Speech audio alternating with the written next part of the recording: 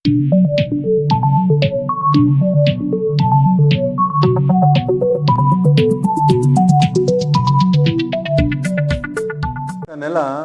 15వ తేదీ సంక్రాంతి రోజు సాయంత్రం సుమారు 5 గంటల 15 నిమిషాలకు ఈ ఎనకండ్ల గ్రామానికి చెందినటువంటి దాట్ల అమర్నాథ్ అనే వ్యక్తి ఒక వృద్ధ మహిళ, అదే గ్రామానికి చెందిన వృద్ధ మహిళపై అత్యాచారం జరిగింది.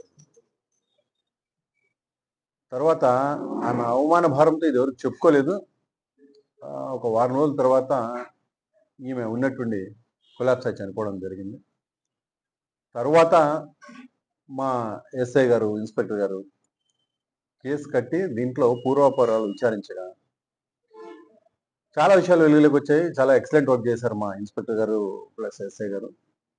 ఇందులో మాకు తెలిసిందేమంటే ఇతను గతంలో కూడా 2 క్రైమ్స్లో ఇన్వాల్వ్ అయ్యి అందులో పాల్గొనడం జరిగింది. అదే కాకుండా అన్రిపోర్టెడ్ క్రైమ్ చాలా వరకు జరిగింది ఊళ్ళో కొంతమంది మహిళల పట్ల. అది వెలుగులోకి రాలేదు, మా వరకు కూడా పోలీస్ స్టేషన్కి రాలేదు. సో ఇవన్నీ విచారిస్తే ఇతను చాలా వరకు